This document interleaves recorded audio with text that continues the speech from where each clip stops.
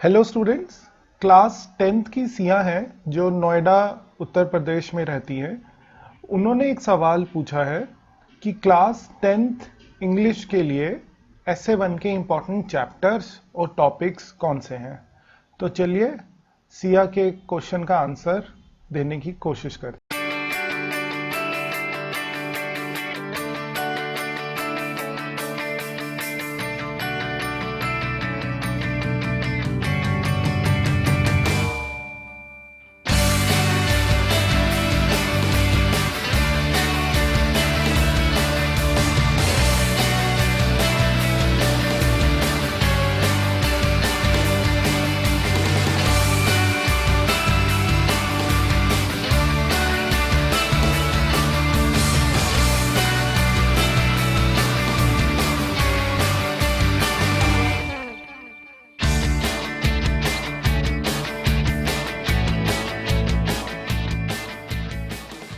पहली बात Siya, class 9th और 10th का जो इंग्लिश कोर्स ए का फॉर्मेट है वो ऑलमोस्ट सेम है, ऑलमोस्ट एक जैसा है।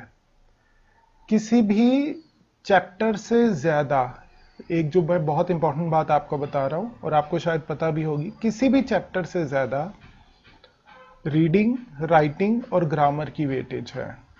उसको समझने के लिए आप ये देखिए कि रीडिंग सेक्शन जो होता है वो आता है 20 मार्क्स का, ठीक है। राइटिंग सेक्शन आता है 15 मार्क्स का और ग्रामर सेक्शन आता है 10 मार्क्स का। अगर आप 20, 15 और 10 को प्लस करेंगे तो आपका total reading, writing, grammar section बन जाता है 45 मार्क्स का। और आपकी लिटरेचर कितने मार्क्स की आती है, जो आप चैप्टर्स पूछ रहे हैं कि कौन से इंपॉर्टेंट चैप्टर्स हैं, वो आते हैं सिर्फ 25 मार्क्स के। लेकिन हमने देखा है और बहुत ज़्यादा देखा है कि ज़्यादातर स्टूडेंट्स जब भी इंग्लिश पढ़ने बैठते हैं तो लिटरेचर का कोई चैप्टर या लिटरेचर की कोई पोएम, उनको ये लगता है कि रीडिंग कॉम्प्रिहेंशन और राइटिंग हम कर लेंगे, किसी ना किसी तरीके से हो जाएगा। लेकिन हमें चैप्टर की जो स्टोरी है या चैप्टर का जो एक्सट्रैक्ट्स हैं वो पता होने चाहिए। ये बहुत ही गलत अप्रोच है और मेरे हिसाब से इस अप्रोच से पढ़ने से मेरे हिसाब से नुकसान होता है। तो सबसे पहले हम ये देखते हैं कि इंग्लिश में जो इंपॉर्टेंट टॉपिक्स हैं वो कौन कौन से हैं। रीडिंग कॉम्प्रिहेंशन, राइटिंग और ग्रामर, ये जो सेक्शंस हैं ये ज़्यादा इंपॉर्टेंट है लिटरेचर सेक्शन से, ठीक है। वो इसलिए क्योंकि इनकी वेटेज लिटरेचर से ऑलमोस्ट डबल होती है, ठीक है। तो अब इनकी कैसे तैयारी करें, तो पहली टिप जो मैं देना चाहूँगा क्लास 9th और 10th दोनों के स्टूडेंट्स को रीडिंग कॉम्प्रिहेंशन में, कि आप एक काम करें कि हर हफ्ते 2 से 3 रीडिंग कॉम्प्रिहेंशन को सॉल्व करें। रीडिंग कॉम्प्रिहेंशन 20 नंबर के आते हैं और 20 नंबर बहुत होते हैं। और कोशिश ये करें कि स्टॉप वॉच लगाएं और रीडिंग कॉम्प्रिहेंशन को सॉल्व करें। ज़्यादातर स्टूडेंट्स हमने देखा है जो रीडिंग कॉम्प्रिहेंशन की प्रैक्टिस नहीं करते हैं कि जब एक्चुअल पेपर होता है तो उनको एक कॉम्प्रिहेंशन पैसेज करने में कई बार 25 से 30 मिनट लग जाते हैं। जबकि वही अगर कोई स्टूडेंट है जिसने रीडिंग कॉम्प्रिहेंशन की बहुत अच्छी प्रैक्टिस करी हुई है और उसकी रीडिंग स्किल्स ठीक हैं, तो उसको वही पैराग्राफ करने में 10 से 15 मिनट लगते हैं। तो प्रैक्टिस करने के 2 पर्पस हैं। एक कि आपको रीडिंग कॉम्प्रिहेंशन पैसेजेस को सॉल्व करना आ जाए, दूसरा आपकी स्पीड इतनी बढ़ जाए कि आप 20 नंबर के सेक्शन पे पूरे 1 या 1.5 घंटा ना लगाएं, ठीक है। तो पहली चीज तो ये होगी कि आपको हर हफ्ते कम से कम 2 या 3 रीडिंग कॉम्प्रिहेंशन की प्रैक्टिस करनी पड़ेगी। उसके अलावा राइटिंग सेक्शन में 2 चीजों का आपको ध्यान रखना है। यूजुअली जो क्वेश्चंस आते हैं वो या तो आर्टिकल राइटिंग या लेटर राइटिंग या डायरी एंट्री या स्टोरी राइटिंग, इसी टाइप के क्वेश्चंस आते हैं। और यूजुअली 2 क्वेश्चंस होते हैं एसेज में। और उसमें एक चीज़ का आपको ध्यान रखना है कि राइटिंग सेक्शन एक ऐसी चीज़ है जिसमें आप जितनी ज़्यादा प्रैक्टिस करें उतना आपका writing section, writing skills improve होते हैं। अगेन बहुत सारे स्टूडेंट्स राइटिंग सेक्शन की प्रैक्टिस, रेगुलर प्रैक्टिस नहीं करते हैं, तो जिसकी वजह से, और ये जो पूरे का पूरा जो सेक्शन है ये 15 नंबर का है।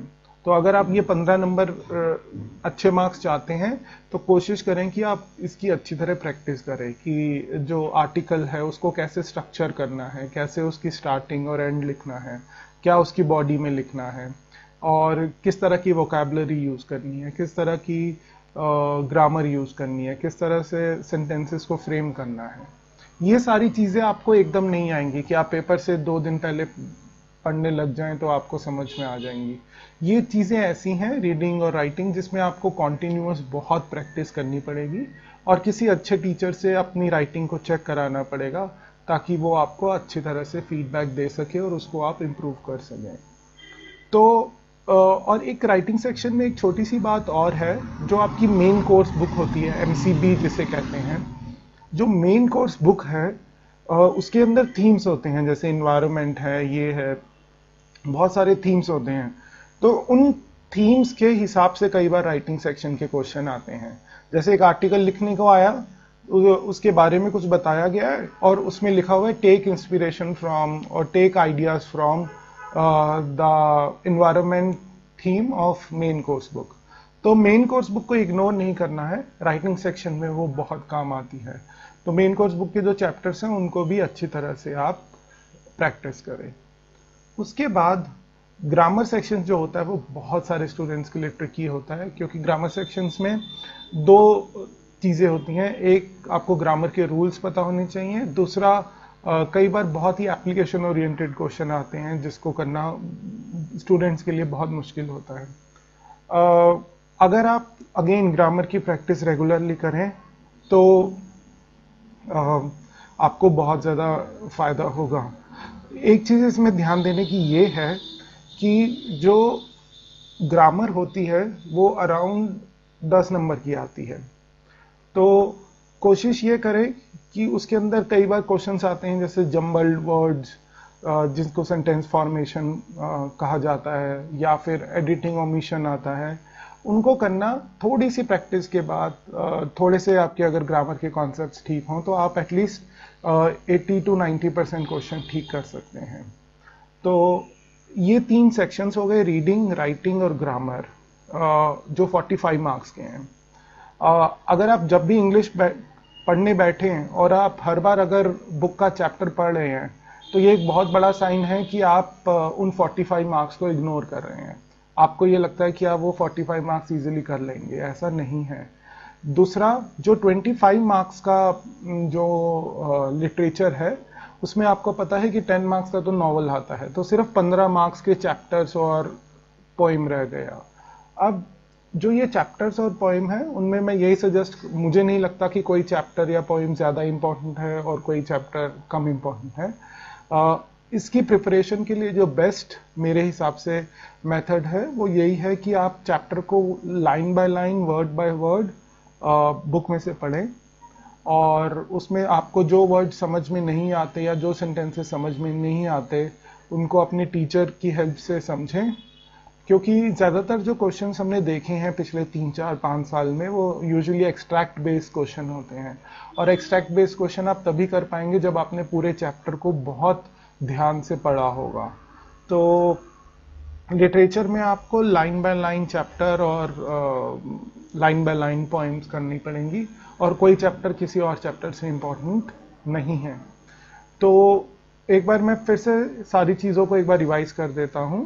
पहली बात, जो पहले 2 सेक्शंस हैं, रीडिंग, राइटिंग और ग्रामर, ये जो सेक्शंस हैं इनकी वेटेज बहुत होती है। तो अगर आप हफ्ते में इंग्लिश सिर्फ 3 दिन पढ़ते हैं तो कोशिश करें कि उसमें से 2 दिन इन सेक्शंस पे टाइम लगाएं और केवल 1 दिन लिटरेचर सेक्शन पे टाइम लगाएं, ना कि उल्टा। ठीक है। दूसरी बात, जो रीडिंग, राइटिंग है, ये दोनों चीज़ें आपकी प्रैक्टिस से इम्प्रूव होती हैं। रीडिंग में खासकर अगर आप रीडिंग की प्रैक्टिस स्टॉप वॉच लगा के करते हैं तो और ज़्यादा आपको फ़ायदा होता है, क्योंकि आपको पता चलता है कि आप कितना फास्ट या कितना स्लो जा रहे हैं। और ग्रामर सेक्शन थोड़ा सा ट्रिकी होता है बहुत सारे स्टूडेंट्स के लिए, और लिटरेचर में आपको line by line, word by word chapter करना पड़ेगा। तो ये सारी चीज़ें हैं जिससे कि आप क्लास 9th या क्लास 10th में इंग्लिश की प्रिपरेशन कर सकते हैं।